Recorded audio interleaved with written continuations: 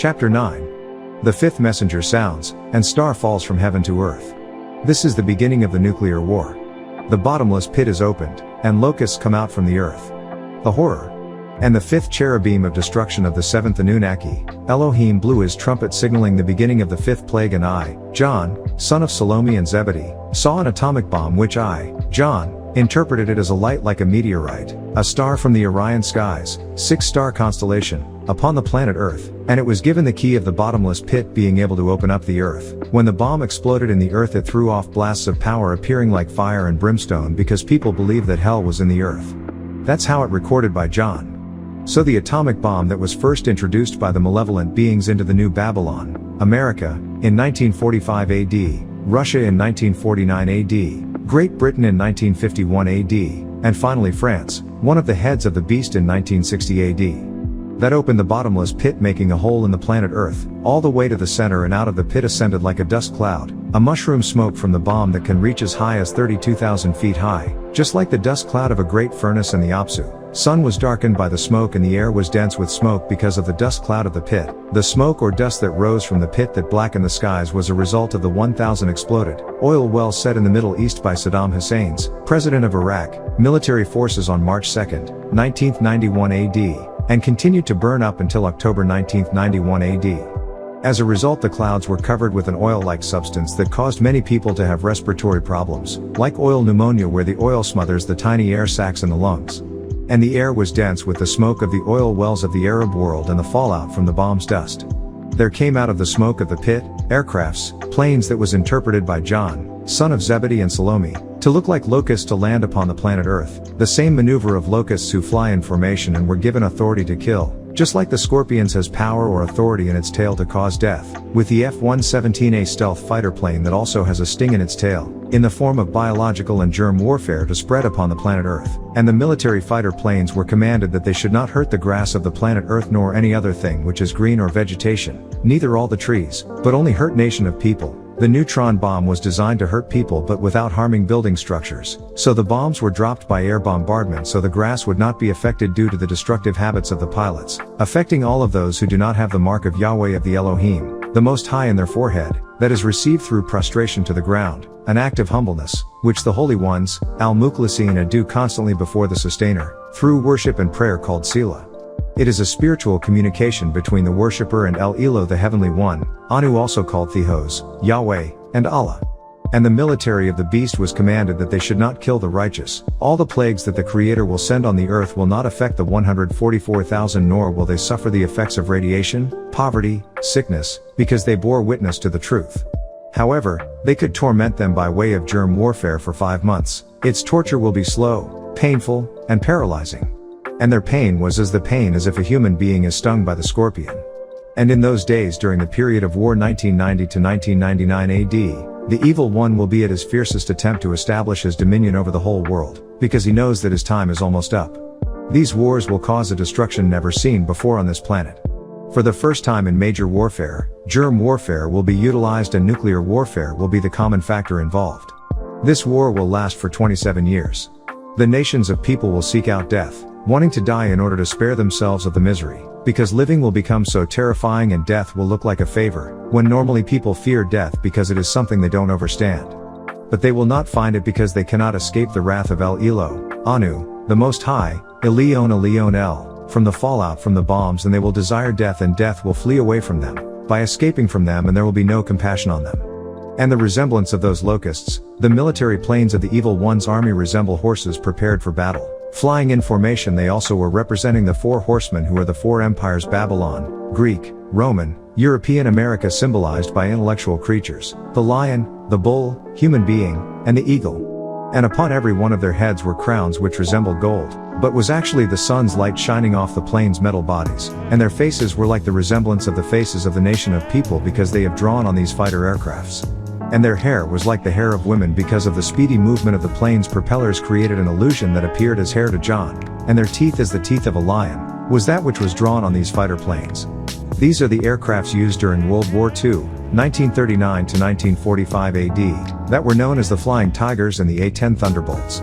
And they had metal breastplates as the breastplates of iron, and the sound of their wings was like that of the sound of chariots and many horses, which is nothing more than the engines of planes running for battle, ready for war.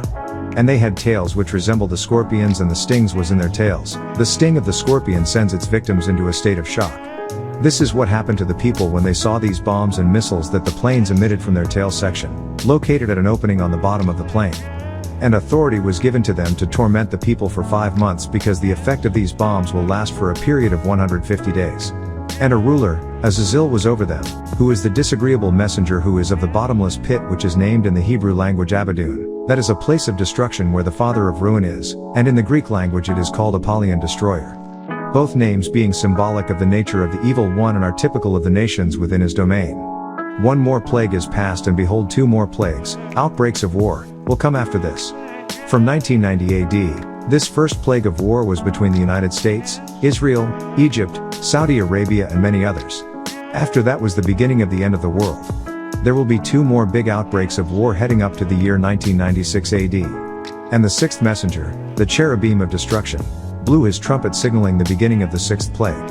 And I heard one of the voices of the 4 horns of gold, being the 4 living creatures, were represented by the 4 world empires, which is before the altar of the Most High, El Elo, saying to the 6th Elohim, a cherubim of destruction who had the trumpet, loose the 4 Elohim arch-messengers, Raphael, Uriel, Uzziel and Israel, which are bound in the great river Furatu, Euphrates. And so the 6th messenger, loosed the 4 Anunnaki Elohim crafts to hold back the 4 winds so that they would not destroy the earth, which were prepared for the hour, the first half hour being from the year 1940 to the year 1970 AD, and the second half hour being from 1970 to 2000 AD, in the appointed day and month and year. What was once a year is now a month a day, and a day an hour. Showing that time is running out. So that they can kill 1/3 of the nation of people. And when added up, those who were mounted on horses was 200 million foot soldiers and tanks, and I, John, son of Zebedee and Salome, heard the number of them. These are the soldiers of the Edomite army ready to kill. The horses symbolically represented the armored vehicles, tanks, valuable for their firepower and ability to move over most kinds of ground. And this is what I, John, son of Zebedee and Salome, saw. The horses in a vision, and the riders on them had breastplates of fire blue sapphire, symbolic of the most deadly and treacherous war devices, napalm. During military combat, aircrafts emit napalm in the form of fire bombs, which John compared to the sting of the scorpion and yellow sulfur, and the heads of the horses were like the heads of lions, implying that they were extremely bold and noisy, resulting from the explosion of ammunition and fire and smoke and sulfur, describing the type of destruction which occurs during a 20th century thermonuclear war. Fire came out of their mouths, meaning these weapons were emitted from the front of the tank, which appeared to have a mouth to John. And from these 3 empires which will wage the last war, the United States with Russia, Gog and Magog, Amorites, Jebusites, the Arabs, kings of the earth, Middle East, and China, the dragon, Edomites, 1/3 of those struck of nation of people were killed by the fire and the smoke and sulfur which came out of their mouths. Because the power, the strength of the ammunition of those horses which was in their mouths, which were the tanks that emit their weapons from a cannon-type protrusion, and in their tails, the airplanes which emit their weapons from the underside of their tail section, because their tails resembled reptilians, and it had heads, which were the long guns on the front of the tank that emits flamethrowers, and with these did hurt, killing many people. And as for the rest of the nation of people who were not killed by these plagues, and still did not repent from the disagreeable works of their hands, that they should not prostrate to the physical evil one, reptilian and idols of gold and silver, and brass, and stone and wood, which neither can see and can't hear nor even walk. Nor did the physical devils repent of their murders, and not even from their works of magical arts, and not from their fornication that takes place in the lustful society of America, New Babylon, and not from their theft. Chapter 10. The angelic Gabriel appears to John, and presents him the little book, which is the Quran. And I, John, son of Zebedee and Salome, saw another strong Anunnaki Elohim, Gabriel, one who comes forth or prevailing for El. He is the one who brings messages to man on earth. One of his names was also Jesus, because it was he who brought salvation to man by way of messages or scriptures that he was commanded to by the Most High, such as El's Quran, which was recited to the newsbearer Muhammad so he could memorize the words before it was written down in the year 610 AD. He came down from the Orion skies on the night of power, Lavla al-Qadri, clothed with a cloud, representing many other Anunnaki, Elohim wearing all white, and upon his head the Elohim Anunnaki Malachi, also called Murdoch, ruler of the deities, was a rainbow symbolic of the covenant the Elohim made with Noah, Utnapishtim, and his descendants, that their world would never be destroyed by water again, and also the coming of the end. This rainbow is also the Hala or aura, which is a magnetic force field that surrounds man, reflecting the intricate moods and thoughts that are changing every minute, thus affecting the various colors seen around the head and body. The luminous rainbow is also seen emanating from the Arch Elohim, whose very essence is a pure green light, representing intelligence, life, and healing. And his, Gabriel's face was as the sun, reflecting an overpowering strength, and his feet were as pillars of fire, representing the hell that those who backbite, slander, and hoard their wealth, thinking it will make them immortal. And he, the Elohim Anunnaki Gabriel, also called Nusk, deity of light, had in his right hand El's Quran opened up, showing that it was now ready to be read, interpreted, overstood, and finally spread to the people of the world. And he, the Anunnaki Gabriel, set his right foot in the sea, and his left foot he put upon the dry planet Earth, meaning that he will personify in human form, as in the case of when the Anunnaki Gabriel appeared to Mary, Luke 1:26-27, the newsbearer Muhammad, El's Quran 96-1-5, original order 1-1-5, and to Abraham with the Anunnaki, Elohim Raphael, Uriel and Michael, El's Torah, Genesis 18:2. Being an Anunnaki Elohim, what Christians would call a Holy Ghost, angel or angelic being, Hindus call them avatars, Muslims call them Alam Mutajassid or Malik, they are endowed with a limited amount of energy which allows them to personify. And called out with a voice as when a lion roars, and when the Gabriel had called out, 7 thunders, which are actually the 7 cherubim or disagreeable beings bringing the 2 sets of plagues, 7 plagues each, released on the earth, answered with their voices. And when the 7 thunders had spoken with their voices, signaling that the end is coming, and judgment is about to come upon the earth, I was determined at that point to write, and I heard Malachi Zadok's voice from the Orion skies saying to me, seal what the 7 thunders are saying and don't write it down. And Gabriel, who I, Yaa-Nun, saw standing on the sea and on the planet Earth, lifted up his hands toward the skies, one of the positions in prayer which is a gesture of reverence to El Elo, the Heavenly One, Anu, the Creator, to the Shamoim, heavens or skies. And he, the Anunnaki Nusk, Gabriel, son of Raziel and Zamael, swore by the All that is the ever-living, forever and ever, who created the Oranos, Orion skies, and whatsoever is in it, and the planet Earth and whatsoever is in it, for indeed there will be no more time after this, meaning the secrets of this book would no longer remain a mystery.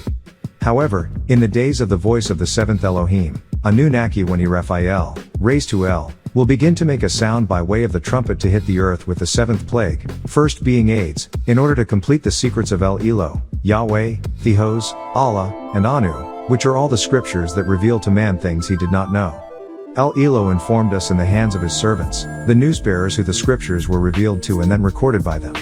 And I heard from the skies, the voice of Gabriel, Nusk, which spoke to me, Yaa-Nun, again saying, go and take the little scroll which is open out of the hand of Malachi Zadok, who is standing upon the sea and upon the planet Earth, meaning this Elohim, Anunnaki, will personify to Yaa-Nun. So I went to Elohim, Anunnaki Malachi Zadok, and said to him, give me the little scroll. So he said, take the little scroll and eat it up, meaning for Yaa-Nun, John, to take the scroll, digest it, master it, so he would have understanding of what would happen when the Comforter comes. This scroll that Yaa-Nun is being told to memorize is El's Holy Quran. It is the only scripture up until this day that is being memorized by recitation. So it will be bitter in your belly, because you have to face what it says to do, because of its prescribed laws from the Most High. You have difficulty living it, so it becomes hard to digest. But as for when it is in your mouth, it will be as sweet as honey. As it is chanted, it is the most beautiful thing to listen to, and the words in El's Holy Quran are as sweet as honey, for those who do good and adhere to the warnings with true understanding of them, and is bitter, full of woe to those who ignore the signs in it.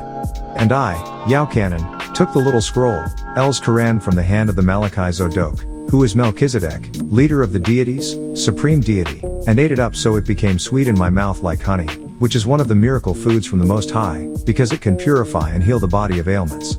But when I swallowed it, after reading the Quran and digested its meaning, it became bitter in my belly, after the truthfulness and reality of its words were grievous to Yaa-Nun. And he, Malachi Zadok, said to me, this is a must for you, John, to prophesy again, meaning he not only had to receive and record the book of Revelation, but he also had to spread to the world of the coming prophet who would receive the little scroll, El's Holy Quran, to nation and tribes and tongues and many rulers of people throughout the world. He also would record this on a scroll for 2 years, the book of John.